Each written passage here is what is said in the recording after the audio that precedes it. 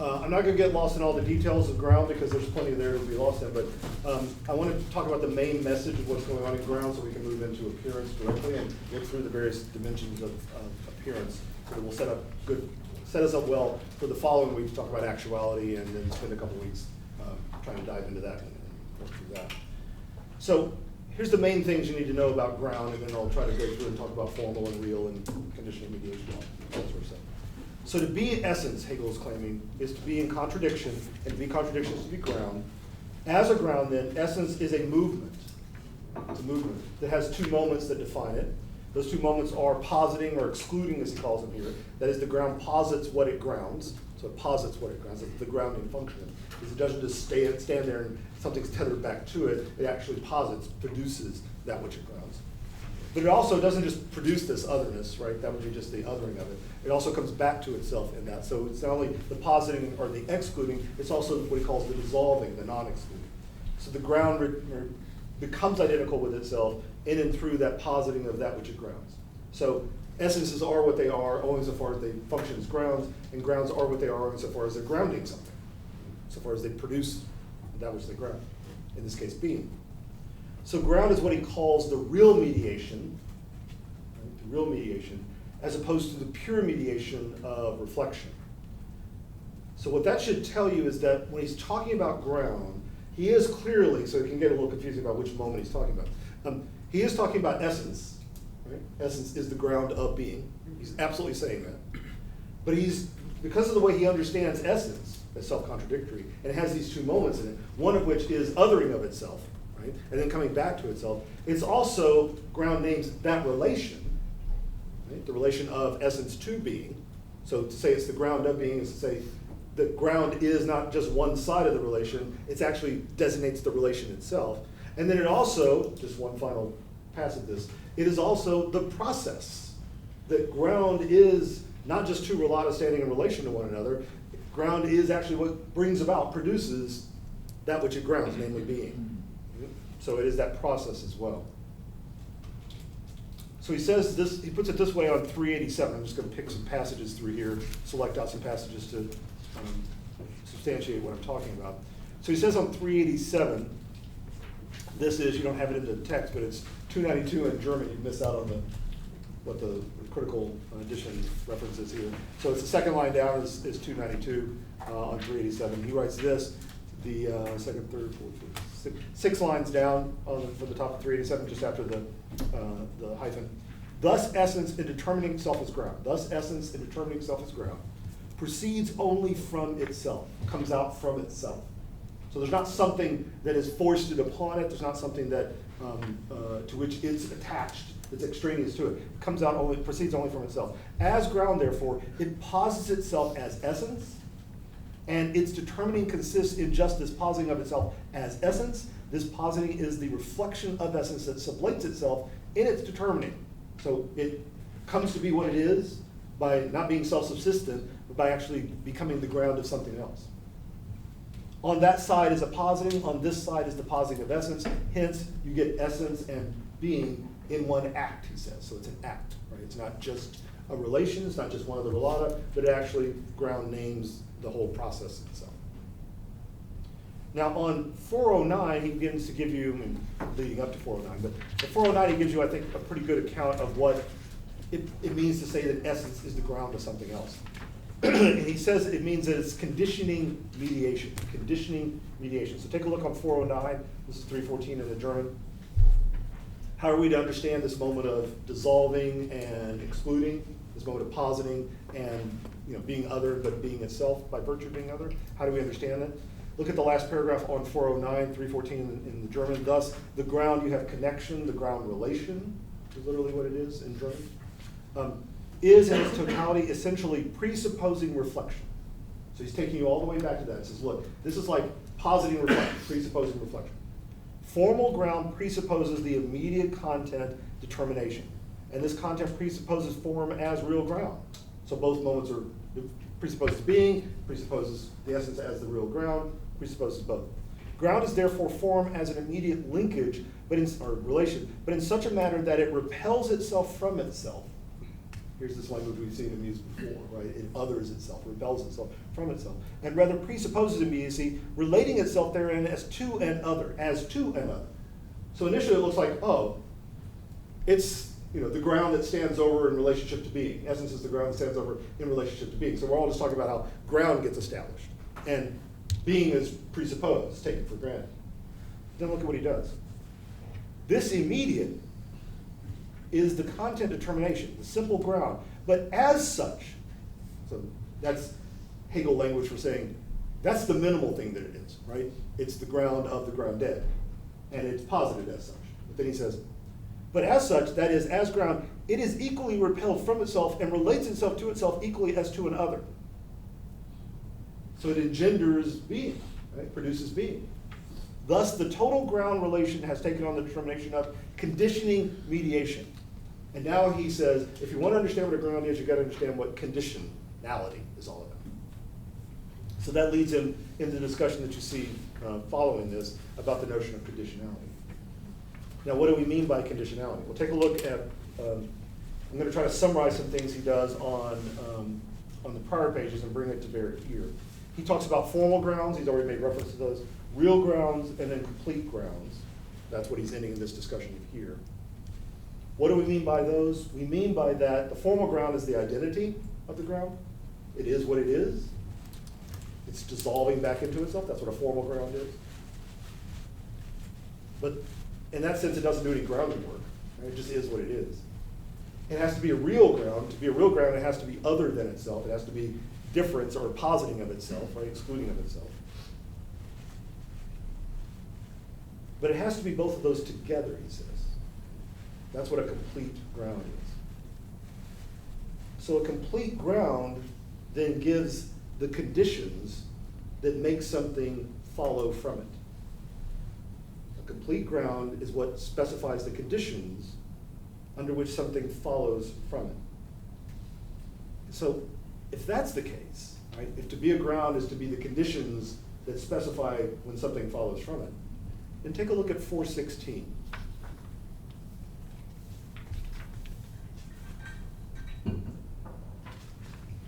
What is a condition? He says when, this is the first full paragraph down on the page, it's 416, 321 in the German, when all the conditions of a fact. Everybody see where that? Sache there, so fact is matter. So when all the conditions of something, a matter, are present, it, what's the it there? Right? Steps into concrete existence. Well, the it there is essence. It appears. So what does it mean to be a ground? Well, it can't just mean to be identical to itself. It can't just mean to be other than itself. It's got to be both at the same time. Well, how can it be both at the same time? How can it be both a formal and a real ground, as he calls it here? How can it be a complete ground? To be a complete ground means it to be a condition, but a condition where it does what? Where it's both necessary and sufficient. So a ground is a condition that is the necessary and sufficient conditions for something to be. So he writes on 417, this is 322 in the German, last paragraph next to last paragraph on 417. The fact proceeds from the ground, the matter proceeds from the ground. Everybody see where I'm at? So I know this has been quite a ways back, but remember he said to determine essence as ground is for it to proceed from itself. It goes out from itself. Right? So it has this activity built into it. To be a ground is to be grounding of something else. So the matter proceeds from the ground. Being proceeds from the ground. It is not grounded or posited by it in such a manner that the ground would still stay underneath as a substrate. So here's that language of, this isn't the depth behind the surface. This is it fully on display. The essence is fully on display. On the contrary, the positing is the outward movement of ground to itself. Let's think about that for a moment. The outward movement of itself to itself. It goes other than itself in order to be itself, to become itself. Grounds are not grounds unless they are the conditioning mediation that actually specifies what must appear. On the contrary, the positing is the outward movement of ground to itself and the simple disappearing of it. Through its union with the conditions, it obtains the external immediacy and the moment of being, but it does not obtain them as something external, nor by relating to them externally. Rather, as ground, you can hear essence as ground, makes itself into a positiveness. Its simple essentiality rejoins itself in the positiveness, and in the sublating of itself, it is the disappearing of its difference from its positiveness. It is itself only in grounding something other than itself. And is thus simple self-essential immediacy. It does not therefore linger on as something distinct from the grounded. It's not something lurking behind it. It's not some depth behind, some shadowy existence behind the curtains. It does not therefore linger on as something distinct from the grounded. On the contrary, the truth of the grounding is that in grounding, the ground unites with itself, and its reflection into another is, and as such, is consequently its reflection into itself. Its reflection into another, into being, its generation of being, right, is its reflection back into itself. So remember, Hegel has told us, right, these aren't about transitions. Being with non-being was always a transition from being to nothing, from something to other, from quality to quantity. One transitions into the other. One goes over into the other. That's not what's happened here. They're reflected to one another because the negativity is inherent within essence itself. It's not with, the non-being is not with essence, it is essence itself. So it others itself and thereby is itself. The matter, the fact, is thus the unconditioned and as such equally so the groundless. It's absolutely necessary, it had to be, but it's groundless on its own terms. It's positive. It arises from the ground only insofar as the latter, right, the ground, has foundered, going back to that language, gone to the ground, right, collapsed, fallen apart, is self-contradictory, and is no longer ground. It rises up from the groundless, that is, from its own essential negativity or pure form. This immediacy, right, so here, you can think about it this way. We've been on a long detour talking about essence, primarily for a while. Right? Essence is what? Essence is identity. Essence is what? Essence is self-contradiction. Essence is what? Essence is ground. Here we come back and he says, now, ground to be ground is the grounding of being. There is no ground without the grounding of being. That's all the ground that we could talk about. That's all essence means. Essence is the ground of being. He then says, okay, then what is being? This immediacy, mediated by ground and condition and self-identical through the sublating of mediation, is concrete existence. So there's him coming back and saying, okay, we said that being was shine, the ephemeral guise that lies on the surface that's tied back to essence through reflection. But it's just one ephemeral moment of this relationship. It's nothing to nothing, that's the relationship. And what he wants to say now is that no, as grounded, as the appearing of being, as the appearing of essence, being is concrete existence. Flip over now to the next page.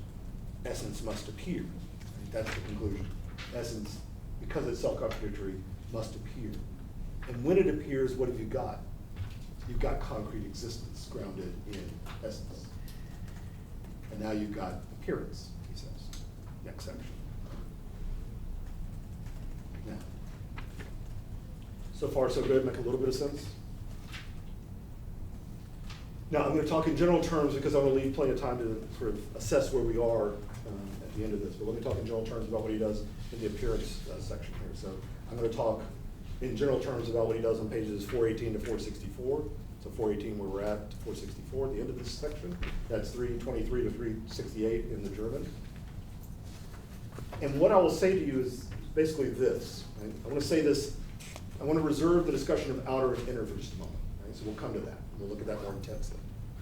But what all the other relationships he talks about here, thing and its properties, the world in itself versus the world of appearance, the essential relations, we come back to Verhältnis, right?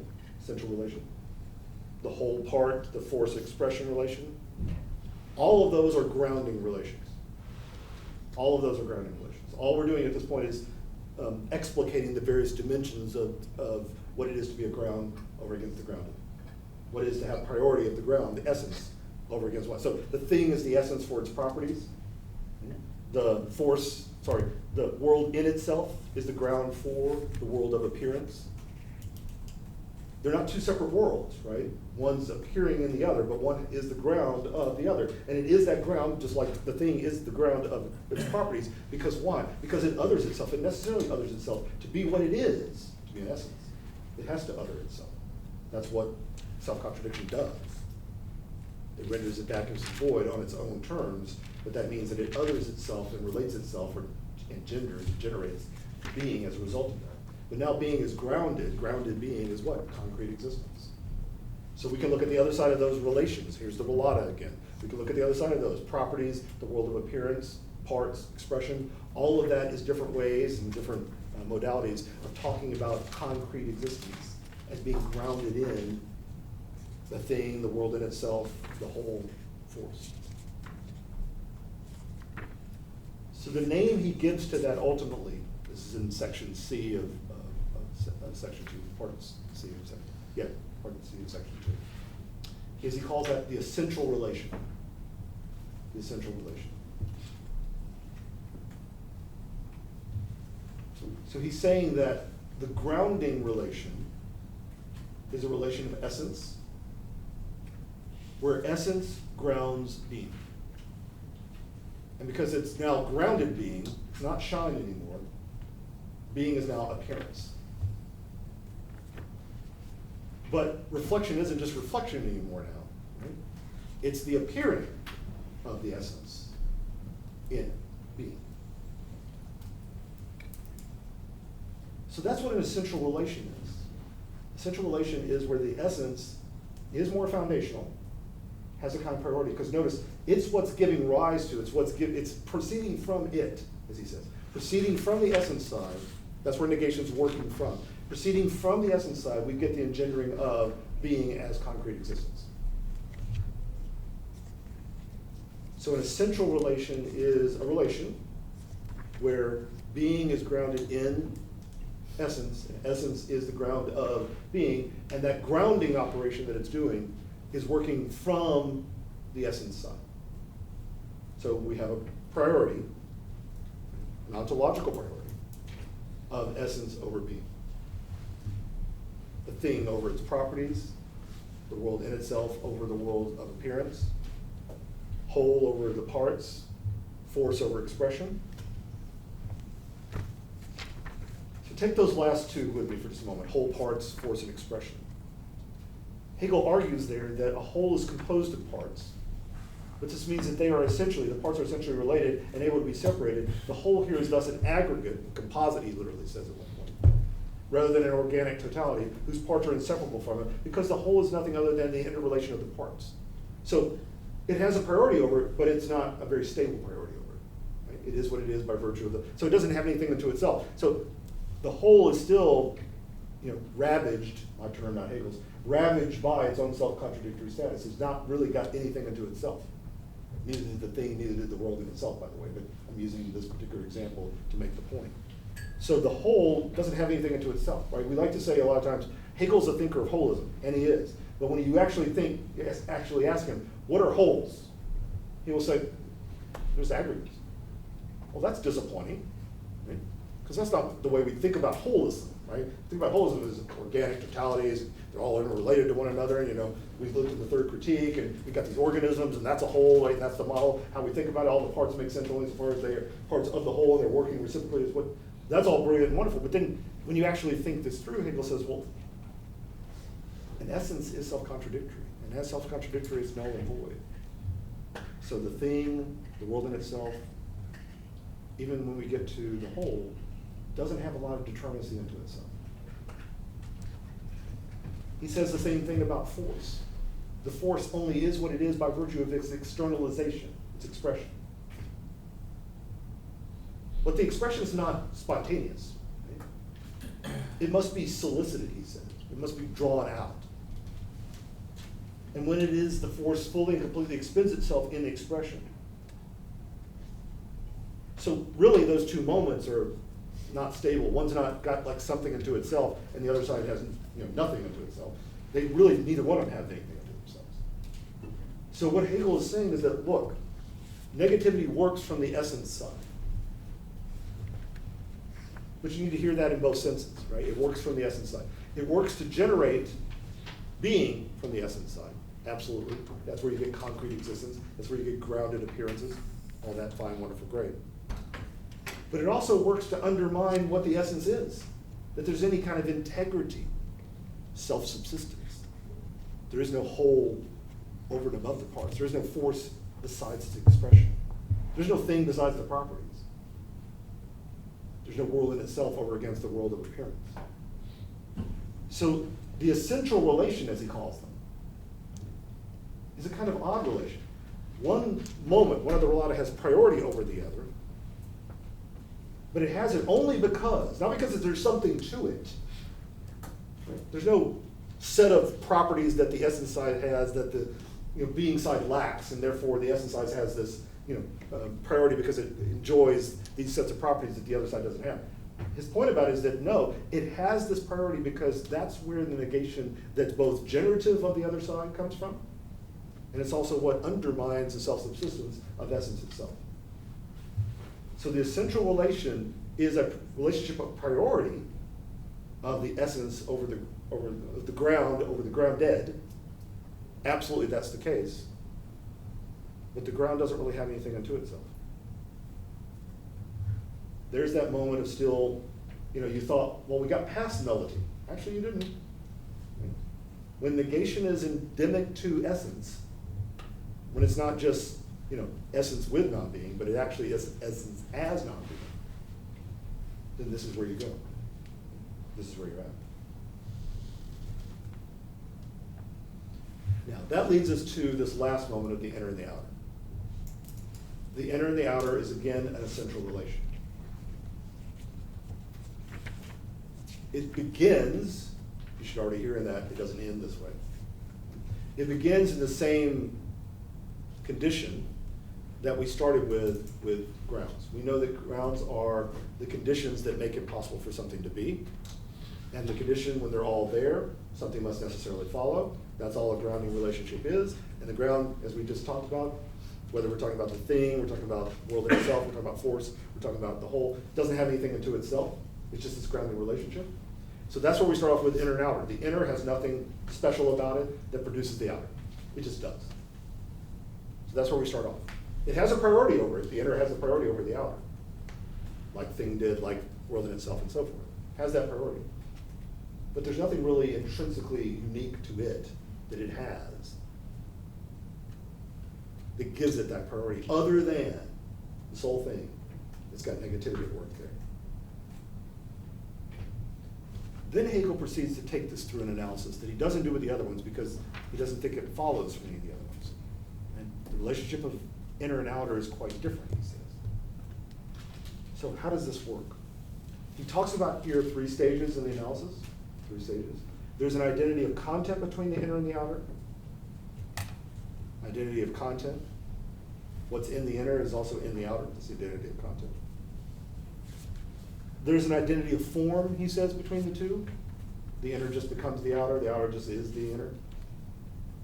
He literally talks about this as an overturning in Carolyn, right? Overturning of one into the other, turning over of one into the other, particularly. But then he says, there's an identity not just of form, not just of content, but there's an identity as the totality itself.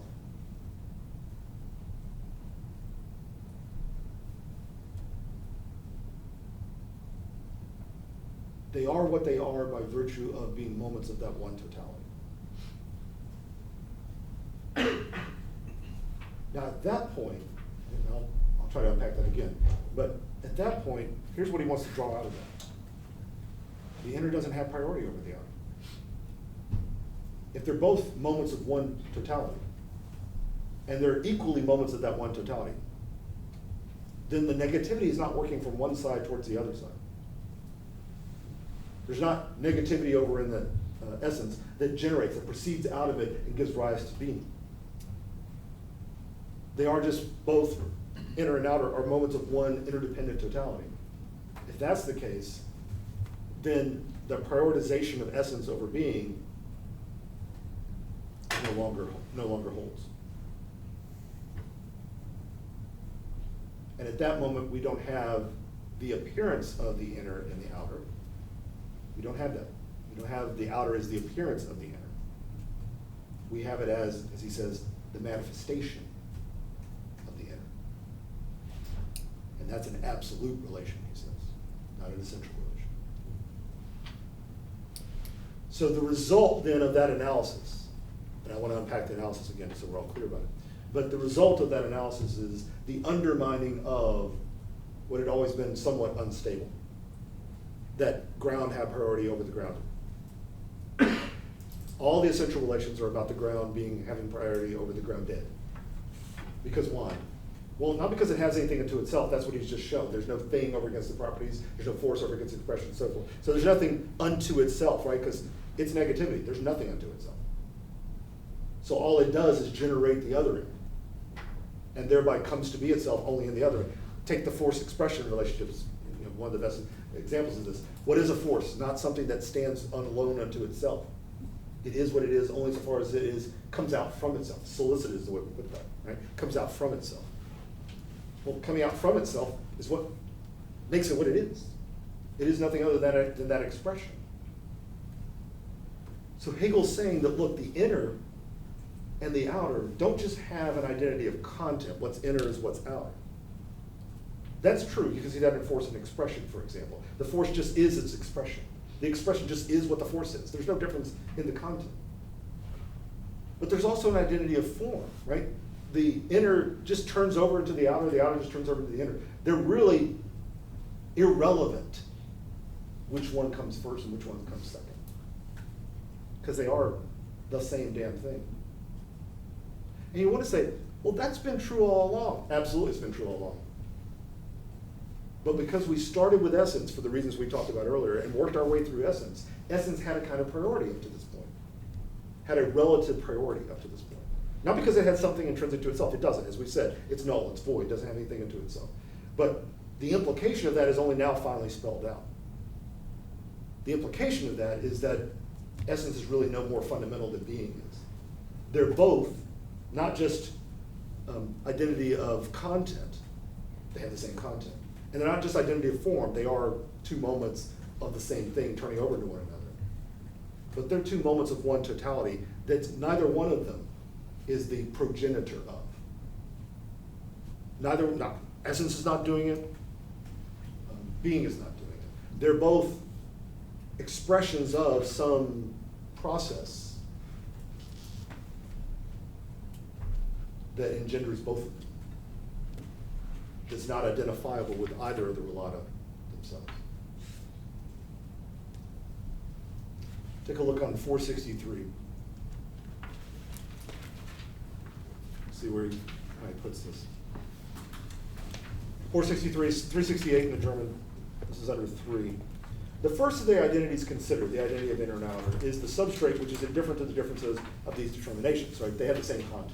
So, by the way, just to sort of note something here, this is where he introduces the language of substrate in the 1813 edition of the Science of Logic. So, we saw it already work at the end of but being logic, right? The logic of being. He introduces it there, but it wasn't in the original. That's 1831 introduction, right? At that. Here's where it was originally, right? He's imported it back. He's taken it back and said, actually, I think that needs to already be at work in the logic of being. Here's where it originally was. Substrate language. Grundlage is here. So he says this. The identity of inner and outer is the substrate which is indifferent, that is indifferent to the difference of these determinations as a form external to it, or the identity is as content. So they are the same thing. Incidentally, inner and outer doesn't really matter. They're the same damn thing content-wise. There's nothing in the inner that isn't in the outer, there's nothing in the outer that isn't in the inner, they're the same thing content-wise, their identity in terms of their content. The second, so this is the next identity, he's recounting where he's already been, the summary passage. The second is the unmediated identity of their difference. The immediate conversion, the turning over, this is of each into its opposite, or it is inner and outer as pure form. So they're just moments, formal moments of the same damn thing turning over into one another. Right? They're indifferent. You could start with, they're the same. You could start with outer, you could start with inner. The priority is not there. Then look at what he says. But both these identities are only the sides of one totality. Here's Hegel's move. They're one in terms of their content. That means they're formally the same. If they're one in terms of their content and they're formally the same, then one doesn't have priority over the other. They're moments of one interdependent totality, where one is not more fundamental, the ground, over against the grounded. So he says, but both of these identities are only the sides of one totality, or the totality itself is only the conversion of the one identity into the other. The totality, as substrate and content, is this immediacy reflected into itself only through the presupposing reflection of form that sublates their difference and posits itself as a different identity, as reflected unity over against it. So you can pull these things out as inner and outer, but that's secondary. That's secondary. You're taking for granted that they are, in fact, one, presuppose that oneness. Or again, the content is the form itself insofar as the latter, the form, determines itself as difference and makes itself into one side of this difference as externality, but into the other side as an immediacy that is reflected into itself or into an inner. So if there are just moments of one totality, then one doesn't really have priority over the other. What does that entail? Look on the top of 464. Therefore, what something is, that it is entirely in its externality. I mean, you need to capture that for just a moment. You need to set with that, because this is key for Hegel. That it is nothing other than its externality, that it is its own othering of itself. That's all it is. That it is entirely in its externality. Its externality is its totality, and equally so, its unity reflected into itself. So it is its othering, but it is itself in that othering. Its appearance is not only reflection into the other, but immanent reflection, and its externality is therefore the expression of what it is in itself. And since its content and its form are thus absolutely identical, since they are the same thing in terms of their form, in terms of their content, they're moments of one interdependent totality, it is in and for itself nothing but this, to express itself. Sorry, what? He's saying it's not essence proceeds from itself and gives rise to being. And being doesn't proceed from itself and tether itself back to essence. No, they're both moments of one interdependent totality. They're moments of, no surprise here, one process. And what is that process? To express itself. That's why you get a verbal expression of this, right? It's not one side of the roulade or the other side of the roulade. It's not even the relation, right? It's this process, expressing itself. It is in and for itself nothing but this, to express itself. It is the revealing, often Baron, right? He's using this language now of revelatoriness, right? The showing up of something. And it just is what it is in the displaying of itself. There's nothing behind the display. There's nothing on the other side of the display. There's nothing the display gets to. It is just the displaying itself. It is the expressing itself. So essence is nothing unto itself. Being is nothing unto itself. They're both inner and outer moments of one totality. And that one totality is expression, or expressing. It is the revealing of its essence, and this essence accordingly consists simply in being self-revealing. It just is that. That's all it is. The essential relation in this identity of appearance with the inner or the outer, with the inner or with essence, has determined itself as actuality. As we're about to find out, what we read for next week, that actuality is defined then as absolute relation. Absolute relation. And that will have to be thought through. There's relationality here, right? That will have to be thought through in terms of, he claims, and we'll see why, substance and accident. But be careful, right? Substance doesn't mean that which is inner, and accident is that which is outer. Right? That would be to fall back into the trap of, oh, substance is the ground of that which is grounded, namely the accidents. It's exactly not what Hegel thinks about that relationship. Substance accident doesn't work that way. It actually works in terms of causality, he says. Oh, well then I got it. Cause then is the inner, and effect is the outer. I got you now. So that makes some sense. That works, right? The cause is there. No. Cause has nothing into itself. In fact, this is going to be a fairly torturous analysis, but trust me. What he's going to say is the cause is generated through the effect's effect. The cause is generated by virtue of the effect. Well, there is no cause without effect? That's right. In fact, to be technical about it, which when he gets there, he's going to say this. The cause is an effect of the effect. The cause is an effect of the effect itself. And you want to go, oh my God, I think he's just said something like causes cause themselves. Yeah, that's exactly what he said. And he's going to say the only way you can think about that is through not causality and effect, because that is still a bit of this relational language. You need to think about that through thoroughgoing reciprocity. That everything is in thoroughgoing relation to everything else, yes, but ultimately everything produces everything else. And it does so through here's the problem, right? We'll talk about next week, or begin to talk about next week. It does so, produces, everything's produced this way, through necessity. Through necessity. That's the modality of that expressing, manifesting, happening. It's necessity. And then he's going to say, he'll hit you with this on the last page, so this is why we'll come back to this after the break as well. And that, of course, he says, that, of course, you're going to go, no, that's not a course. That, of course, that necessity is, of course, freedom. Freedom.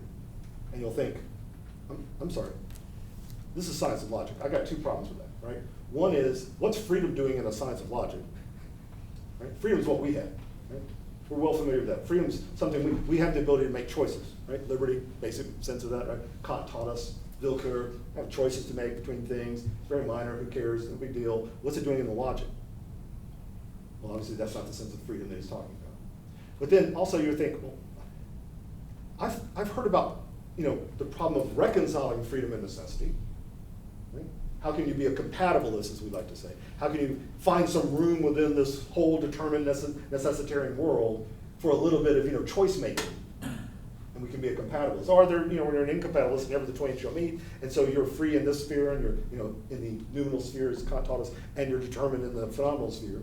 How do you get the two together? Welcome to the problem of the third critique, one of its problems. How do you get those two together? Proposition is the way you get them together, but that's just a regulative principle we put in the world, not true in the world itself. Therein lies maybe the problem. But that's reconciliation between freedom and necessity. Hegel doesn't say they're reconcilable. It's an identity ascription. Necessity is freedom. That's the conundrum. That's what's hard to figure out, among other things. That'll be hard to figure out. All right. Yeah, so think then with me about this. We can kind of track the argument of, up to this point, in the logic as a whole by talking about three determinations of being. Three determinations of being. We can talk about being as shine. If we just go through the doctrine of being, what we ultimately realize is that qualitative determination, that being is real, okay? That it has reality. Quantitative determination, that it has magnitude.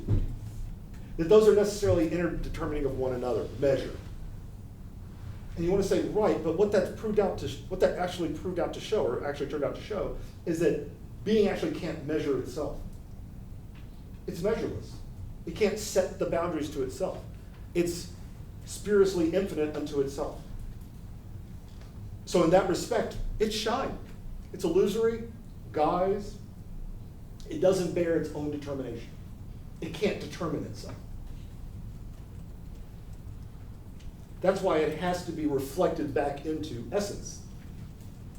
So that's that bit about, being must be reflected back into essence. And we watch the account go, well, okay, what's reflection then? It has pausing. Talked about that. And then what's in essence? Fine. But then once we went through that account of essence, we came back to being. And we said, okay, now being is as engendered by, as posited by, as produced by essence. It's grounded. Well, that's what we mean by now not being as shine, but being as appearance. Being as appearance, or grounded existence, grounded appearance, grounded being, all those are interchangeable terms for Hegel. Now we've got, if you want to put it in the broader terms, the problem of measure has been solved, or at least looks like it's been solved, because now we've got essence that can set the boundary. Yeah? Essence sets the boundary on, gives the specific circumference of, here's this far and no further, this is what it is to be. So essence does the job that measure couldn't do unto itself, that being couldn't do unto itself. And that's what it means to ground being. So being is, the first determination is being a shine, measureless unto itself, hence vacuous, nothing. Being that's not just with no being, non-being, but actually is non-being itself. That's what it's turned out to be. Measureless. But then we say, oh, essence, what we tethered it back to, essence to be what it is, has to be ground. So now the measure problem solved. Because now the ground's going to do the work of measuring. It's going to set the boundaries, going to set the limits beyond which being can't go. It will literally define what the constitution, to use the earlier language, what the constitution is of being as a whole. But the problem with that, of course, is that essence is inherently negative. It's self-contradictory. So it destroys itself. So it can't be the measure. All it can do is establish being as that which is other than it. It constitutes it, it produces it, but it ties it back to, becomes itself, but it doesn't become itself other than whatever it's produced. So yeah, you would think the thing is something that holds all the properties together, right? You would think that in, kind of modern philosophy problem of, well, we got all these properties and they're like sticking pins in the cushion underlying them, right? The hupokaimenon, that's where it's, no, the thing is not anything other than its properties. So this negativity of essence is not just a one-time problem back in contradiction that renders it null and void. It renders the thing inadequate to be anything other than its properties. Same is true with the world in itself over against the world of appearance. The world in itself is just the world of appearance. That's all it is. Now it has priority over it because it gives rise to it. It's where negation comes from.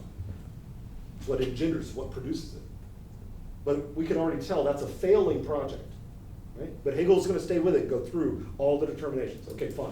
We went through thing and properties. We went through world in itself, world of appearance. Let's go through all this. This is the essential relations. Let's go through all the grounding relations. Let's go now to whole and parts, force and expression, inner and outer. And each time he's just heightening up the analysis, right? He's saying, okay, now finally we've got an essence that does the job of grounding because it has something unto itself. Whole gives rise to the parts, holds them all together, and it's something over and above all the parts. It's not. It's just the parts. And therefore it doesn't have anything unto itself. It's still a null, void essence, still a contradiction in itself. Negativity working against it, as well as producing its otherness. Same thing happens with force. It is just the expression of itself. And then inner and outer tell us that there's no difference really between the inner and the outer. There's no difference of priority. One way of reading, the way I've suggested reading the inner and outer account is to say it really is an undermining, it's letting negativity undermine the priority of one side over the other, essence over the ground over being. So now they are just moments of one. What is the one thing, to use a broad term, that they're both moments of? Expression. We're about to call it manifestation in the next chapter. So what is being now? If being is not shine, if it's not appearance, then what is it? It's actuality. So strangely, right, if you look back at the table of contents with me for just a moment, sometimes hard to find in translation. It's back on page 4.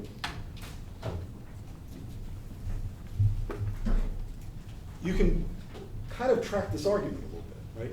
You wouldn't in seeing it like this, you wouldn't go, oh yeah, well, here's obviously the argument, right?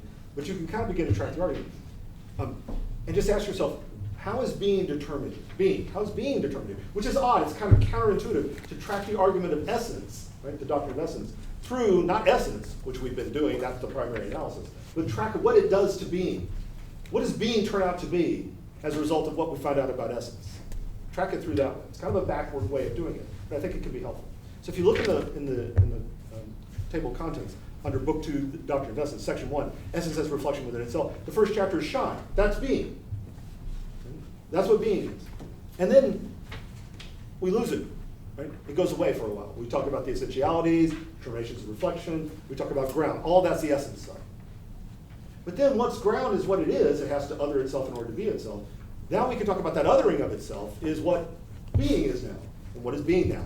Appearance, concrete existence. Second section, chapter 1 again. Then what does he do? he says, okay, let's focus in on the appearance. So now we're going from one side of the relata to the relation, appearance, and then we end up with what? Chapter 3, the essential relation, which is where you get all this stuff about whole, parts, force expression, inner, outer. And then at the end of that, what is he saying?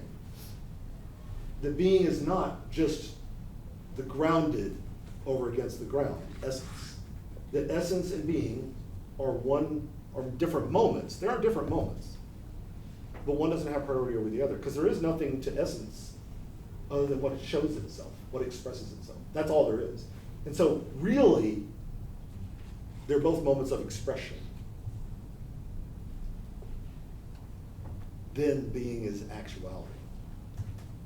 Essence is also actuality. They're both within actuality. But we could say here now being has become actuality. What does that mean? If shine is a kind of surface level dimension where being is exposed as being measureless, and appearance is where you've got it grounded now, measured, if you want to put it in those terms, that ultimately fails to be something that it can be tied back to, that the essence logic is a logic that ultimately can't be one having priority over the other, although there's reasons for it to have that, it ultimately fails, precisely, not for external reasons, but because essences can't meet up to that demand, because their negativity born within them, because they're self-contradictory. Then what does being have to be? Actuality. But so does essence have to be actuality. How are you supposed to think that? Well, here's where he thinks about substance, accident, cause, effect, and ultimately reciprocity. And the really hard part about all of that is chapter 2. How do you think the modality of that relation? Do you think about it as a relationship between essence and being when they're on the same level now? How do you think about that relationship? Do you think about it as a relationship of possibility? A relationship of actuality? Or as a relationship of necessity?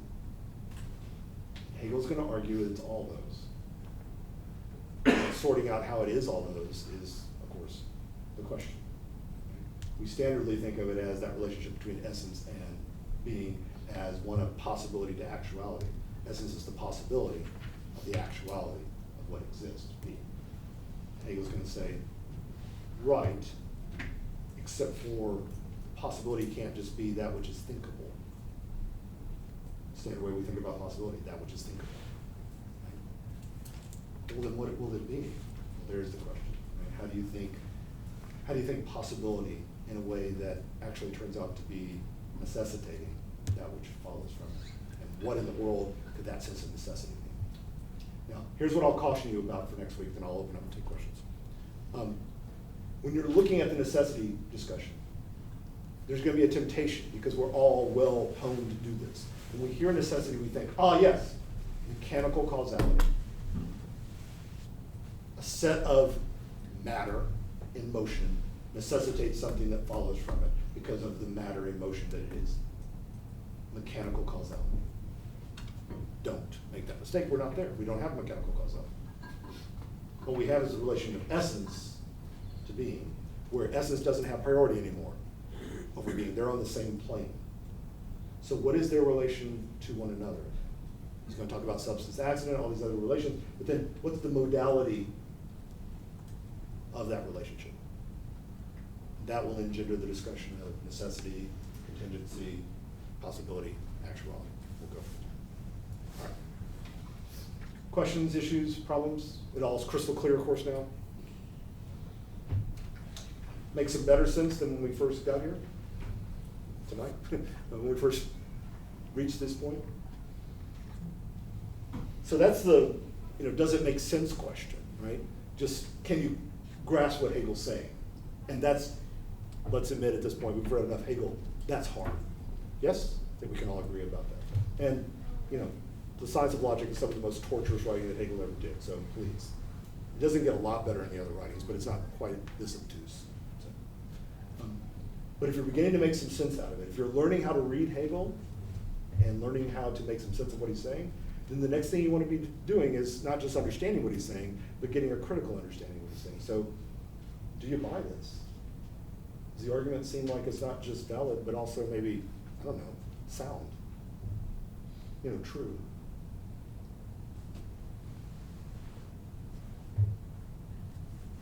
Let me give you some things to react to. Is essence self-contradictory? Notice a lot hinges on that, right? A lot hinges on it. It is itself and it's not itself at the same time. Is that right? I mean, that's ludicrous in one sense. Of course, that, if you said that to anyone, I'll tell you what an essence is. Essence is itself and not itself. They'd say, excuse me, do you know what an essence is? An essence is a set of features that make something what it is, right? Like chairness. It's a set of features that makes a chair, a chair. Humans, what set of features that makes a human a human? I think it's good to remind ourselves about the standard definition of what an essence is, right? That's what an essence is. That's what the logos is trying to express, right? It's trying to express the essence of things. Yeah. I think I need some help understanding the status of dependency, because it seems like whenever... Dependency of what on what? I'm just going to push you a little bit about that. So, well, in this instance, in this example, it's a dependency of negativity and positivity. Okay. But yep. Dependency in general seems to be at work and sort of mobilized to move along the whole logic. Whenever things are dependent, then it can move along and they can be one another and yada yada. Yeah. So, but this sense of dependency is definitely not a standard sense of dependency. Right. But I need, I think, some help to really to get it. Yeah. So I think this is a brilliant question, because it's important to remember this, right? I think the dependency thing is a really helpful way of going through this. And let me just give some reaction to it, then you tell me if this is at all helpful or that was junk and I need something else. Our standard conception, our conventional, traditional understanding of dependency is roughly architectural. Right? We think one thing stands on another, like the foundation provides for a building. So that's our standard conception, analogical picture model for how we understand dependency. One thing is dependent on another if it can bear the weight of something else, in all the senses in which we might use that term, right? So weight's not always quantitative, it just means it can hold it, bear it, tether it to it, to use the Platonic language I've used several times. So that's what dependency standardly means. And we usually think of that as a one-way street, right? The foundation underpins that which stands upon it. So those things that are standing upon it are dependent on it. And it's not dependent on them, right? Because it's one way. It could do without them. You can still have a foundation without anything being built upon it. So our standard conception of how dependency works, ontological, epistemological, whatever we're talking about dependency, we standardly think of it, I think, as it could stand on its own. It's self-subsistent on its own without anything being erected upon it. So far, so good? Mm-hmm. You're quite right that Hegel keeps saying, look, this, whatever the this is, right, whatever category we're at, is in some sense dependent on some other category. And if it just meant what we standardly meant, then it would seem like, oh, well, this one, whatever the first thing was, is dependent on something else, means the second one is the more fundamental. It stands there. And the other one is erected upon it. Right? So the second one bears the weight of it. It's the foundation. And there is a sense in which when we say in Hegel that the second is the truth of the former, right? It's the retrogressive ground of the former, there is a bit of that, right? So it does have that aspect to it. But Hegel's always wanting to say, but, and you see him explicitly saying it here, that the grounds, the foundation, that which is everything else is dependent upon, is not something unto itself able to stand on its own. And here's really where, we can call this generally a kind of anti-foundationalism in Hegel, but I think that's a cheap way of putting the point. Hegel's saying, no, to be an essence, to be a foundation, to be that which is other things are dependent upon, is to be this, the account he's tried to give of it. And that means that it undermines its own self-subsistence. It actually can't stand on its own. So this is a very weird sense of a foundation. It actually can't stand on its own. He is basically saying I'm going to caricature what he's saying, but I think it's remains faithful to what he says. He's basically saying, particularly in the appearance section, that through all those different relations, thing, properties, and so forth, he's basically saying that the foundation has nothing unto itself. There is nothing to the foundation, except for the building that's built upon it. And I don't know about you, but last time I checked, buildings don't work that way. Right? Literally, they don't work. You can't build on something that doesn't have anything to the foundation unto itself. If there's no concrete, there's nothing unto the foundation itself, then the building doesn't hold, it collapses, it falls apart. He's well aware of that. He's just simply saying there's a dependency relationship. And that dependency relationship turns out to be not one-sided, but mutual. It goes back and forth. They need both each other. And what that ultimately means for him is that it can't just be one bearing the other. It's got to be both mutually implicative of the other and being engendered by the process that engenders them both. Is that helpful at all? I feel like I talked around your question rather than talk to your question. Yeah, that's helpful. I'm just trying to make sure that I don't reduce it to interdependency,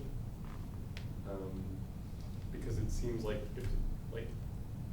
I don't know, it just seems like it has nothing at all to do with standard conception of dependency whatsoever. Like I don't have anything concrete to compare it to.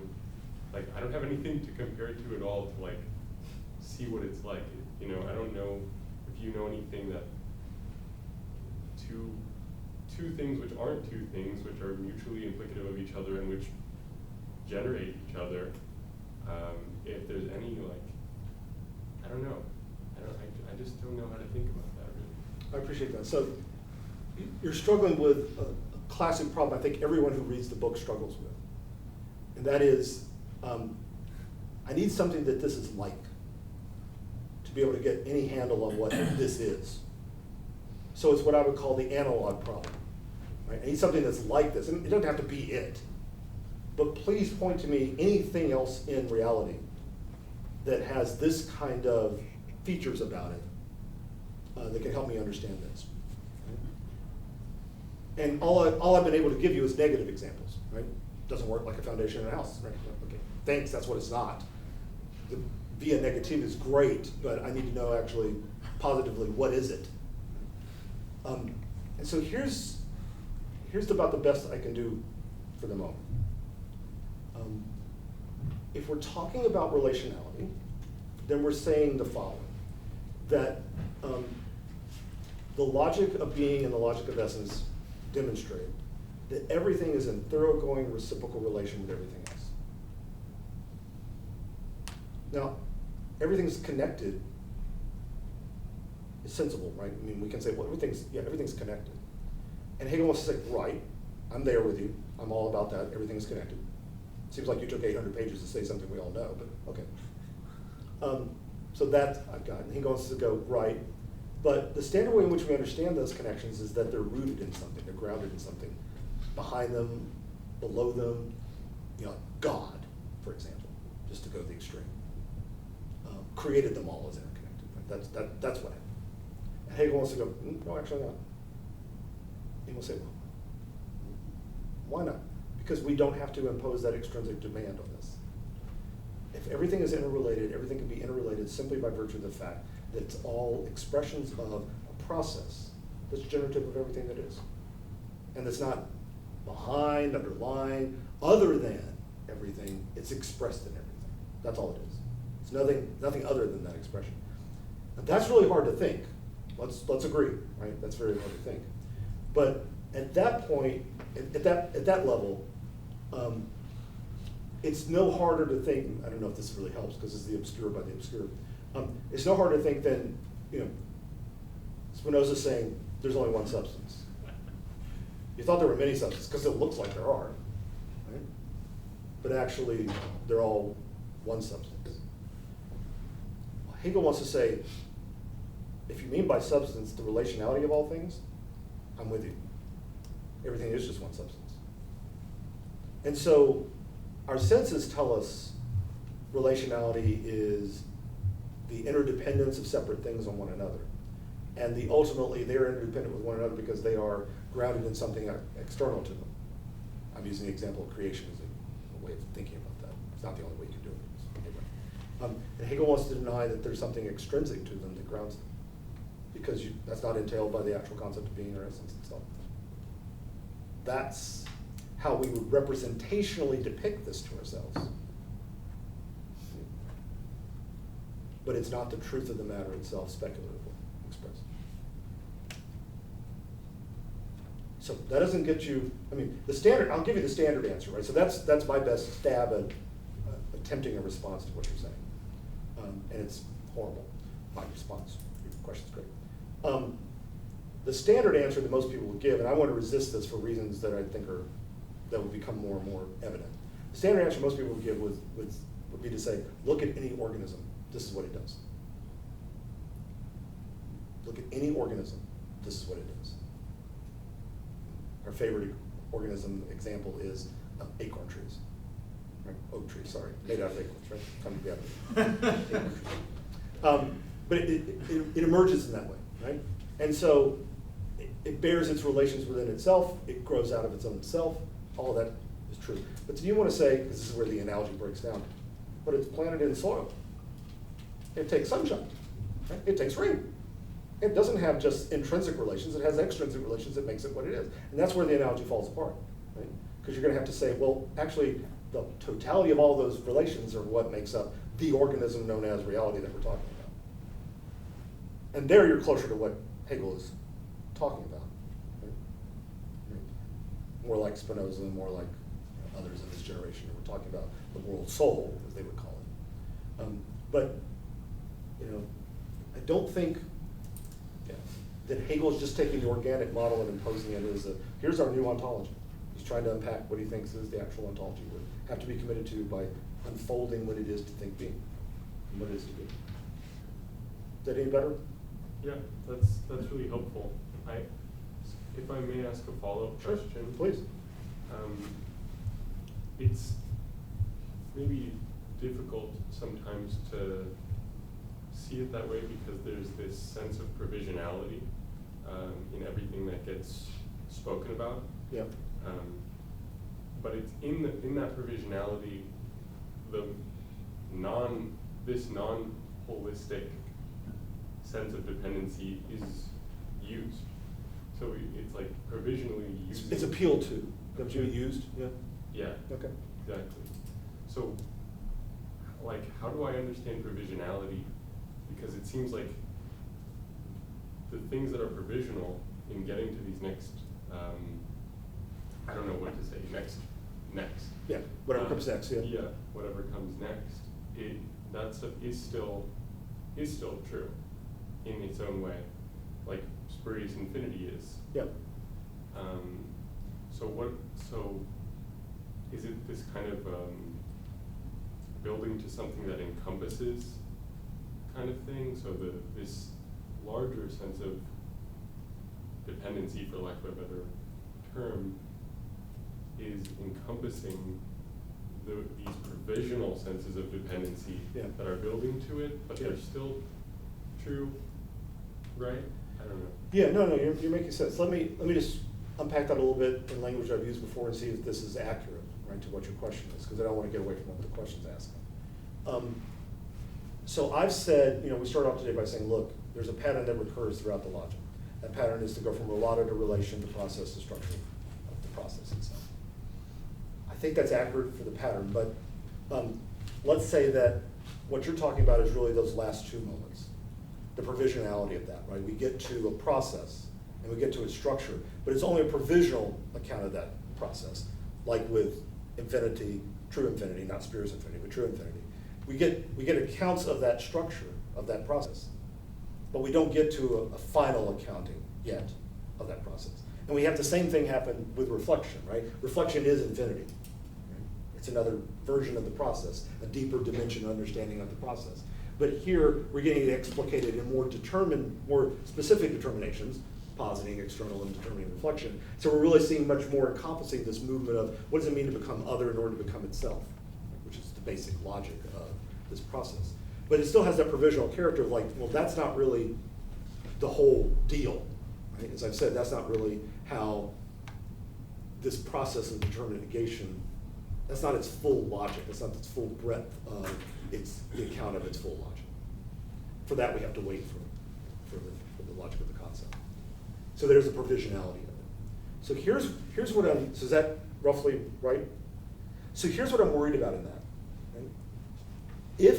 And I don't know what you think about this, if the provisionality is such that, so when we're talking about the process and the structure of that process, if we're talking about it in such a way that I'm going to use bad language to try to make sense of this, if we're sneaking stuff in from that later account, right, the logic of the concept, and it's doing the work, then we violated the immanence restraint, right? We violated that. What it has to be, so that would be the danger, right, is that, the process, all bow before the process, right? It's some kind of holy thing. And now we know it's got this structure, oh my God, but that's not the final revelation of the structure. Then that would be a problem if it was doing the work of demonstration itself. But if the provisional, let's just call it the account that's given at that level of process, is sufficient to do what it does there, and it doesn't have to appeal to anything more than what it's doing there. So for example, if we're talking about essence, it only has to be talking about reflection, and reflection in this threefold sense of positing, external, and determinate reflection. If that's sufficient to do the work here, to make the points that he's trying to make, then it hasn't violated that.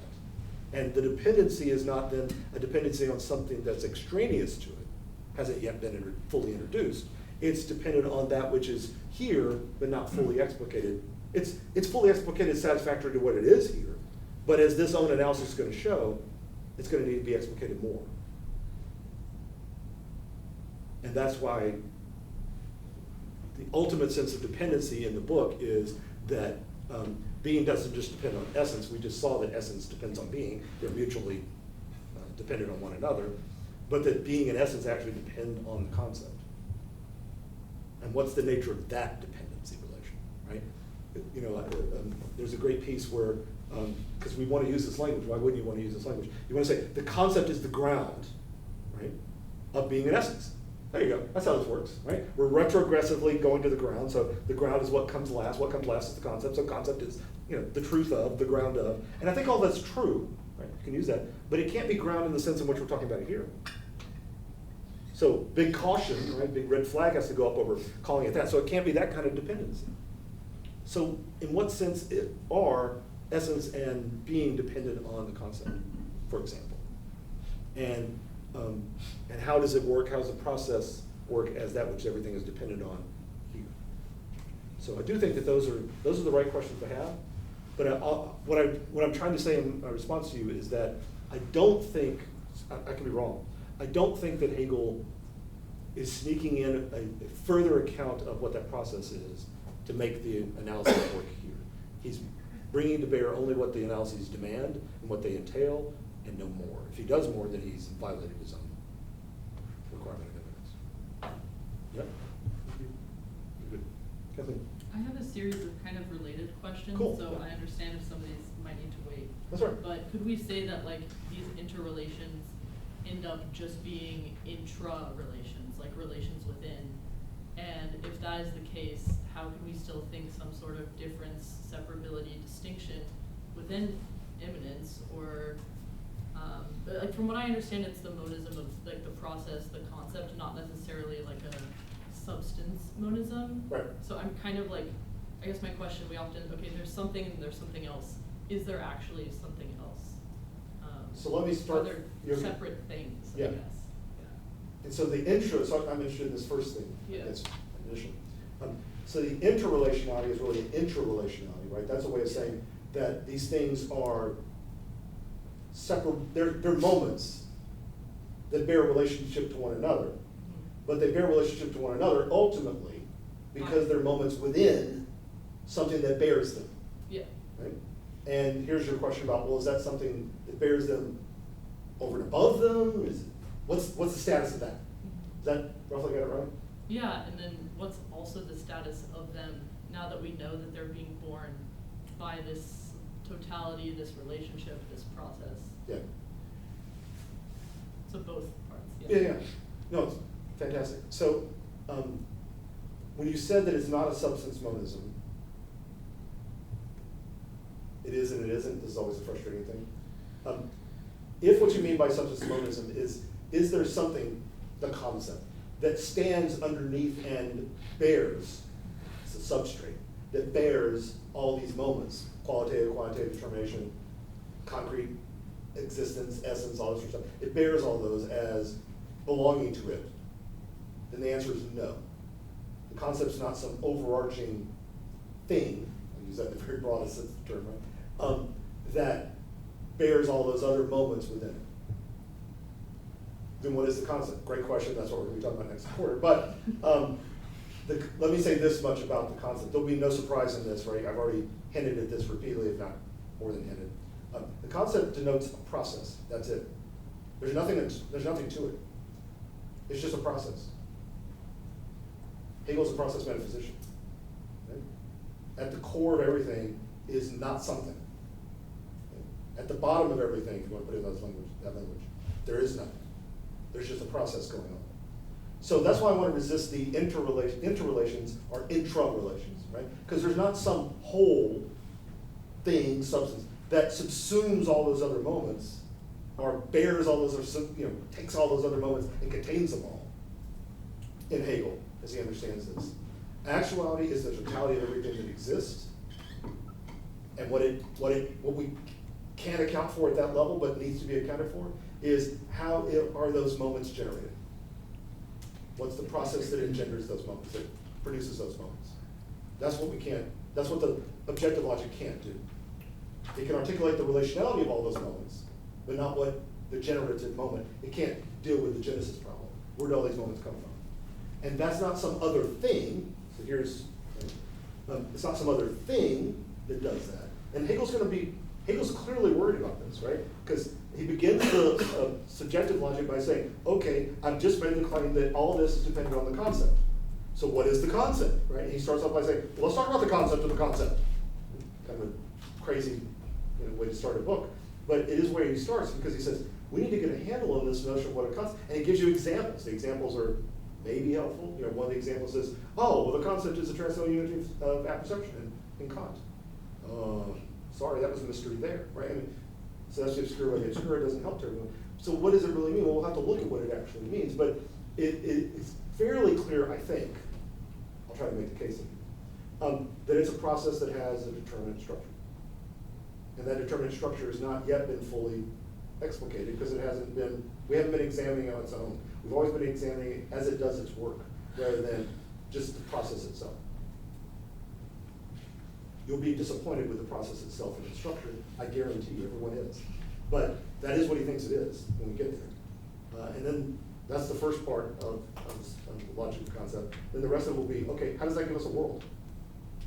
That's the section called objectivity.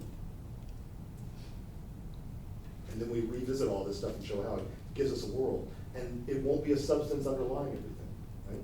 It'll be a process metaphysics. So that's where that's going. So I think that at that point, you can't say it's an intra. These aren't intra-relations. That's what I'm walking at. Yeah. It's not intra-relations because it's not contained within something that subsumes it or bears it within itself. It's something that produces it and is nothing other than those relations itself. It's not something that stands over and above them. It just is those themselves. You'll start to see this pretty clearly, I think, when you look at what he has to say about causality. Because he doesn't think that causality is something that produces effects and then stands apart from them. It is the production of effects themselves. That's all it is. There's nothing other to causality than the production of effects. And therefore the effects just are the causality. Hence also the cause, as I mentioned. That's where that's going. That the causality, that the process by which these things are brought about is endemic to them themselves. It's not something over and above, beyond, underlying, so. Is that useful or helpful? Yeah, I think where I'm getting kind of this interrelation is maybe like because we haven't gotten to the concept yet, and so I'm thinking of inner and outer, I'm thinking of like this self-contradiction, this negative relation to oneself. So that to me seems like something within. Yeah. And then I think realizing that, okay, these aren't like things that have their own substance or weight to them, they're moments of the process. Yeah, and there are modes of the process is a good way of putting it, because Hegel's going to say exactly something like that when he talks about substance. Yeah. Right? That's how he reads modes. He's borrowing this from Spinoza, but he wants to take it in his own direction. It's not Spinoza. But that's where he gets to modality. These are modes. He gets to modality. Excuse me, modality. But what I did think was really important there, among many things you said, one of the things that was really important was the question, was this sense of the concept is not something over and above these relations, but is something that engenders them. How are we supposed to think that? I do think that's really the hard thought to have here, right? Because as I was saying earlier, our standard conventional understanding of that is, well, something else brought these about, created them, whatever the terms we're going to use for that are. But that's not what Hegel's doing. He's denying you that. And it would be better maybe if you did do that, because that would be easier, traditional way to understand it. But it's not. This is the way to put it. Yeah? Yeah, thank you. So the other thing I want to say back to you is that, because I thought you were suggesting something here, I'm putting words in your mouth here, so say, no, I didn't want to say that at all. But I do really think it's a profoundly Hegelian insight, and that is, there is no interiority. Because you said, it has a kind of, you were talking about in self language, right? I get that. Yeah, well, it's like the itself, it does this to itself, it has a negative self-relation, it's self-contradictory. Yeah, as though it had some kind of interiority, some integrity unto itself. Yeah. Then these things happen to that. And the integrity, the in itselfness was something separable or other or, separable from that. And Hegel wants to say there is no interiority. Right? When he says that moment, he says, this is externalization. It is just as externalization. You need to hear that. Right? There is no internality. And he will speak in terms, he will use terms like depth, he will use the inner things, right? But notice the inner turns out to be, all that language comes out before, it's all this essential relation language, right? It's all where the essence seems to be that which, provides the support for everything that follows from it. So it's like the foundation. But then he wants to say, but remember, it doesn't have anything into itself. It has no interiority. It has no in itselfness at all. Its identity, right, is to not be itself. So there is no identity unto itself. So I think that's one of the most profound Hegelian insights that I know of, right, is that every time you think, oh, this thing has got itself into itself, right? Now we've got something that's you know that's going to be blown apart, right? Because Hegel's going to show you that that's got negativity built into it. If it's got negativity built into it, then that, at least at one level, undermines all of its interiority. So there is no selfness, there is no interiority, there's no innerness, none of it. It is the inner, it's just the outer is just the inner. If that's the case, then where are we at? Well, we're in a different way of thinking about this relational ontology that he's laid out. Up to that point, right, when we're talking about appearance, you can say, well, we've got a relational ontology, and the relational ontology has two dimensions, not two worlds, two dimensions, right? It's got essence as ground, and it's got being as that which is ground. There's two dimensions, and they're relational to one another, absolutely, thoroughly relational to one another. But when you go through the inner-outer thing, right, that analysis means that, oh, there may be two dimensions, but they're not, one is more fundamental than the other. So how do you think that? That's where you're getting not only a relational and immanent ontology, but you're getting a flattening out of the ontology. It's a different kind of flattening than you saw a different kind of flat ontology than you saw in the logic of being. That's the trick. Sorry. Is that helpful? Yeah, it's very helpful. Other questions, comments? All right, so next week we start our exploration of actuality. Be sure you make it through at least the first chapter there. We'll try to get into the modality stuff as well. Try to read all of it if you possibly can. We'll spend a couple weeks talking about that stuff for those reasons, and we'll come back after the break and talk about it as leading into the concept logic. All right, see you then, thanks. And those of you who are first, second year, stay on.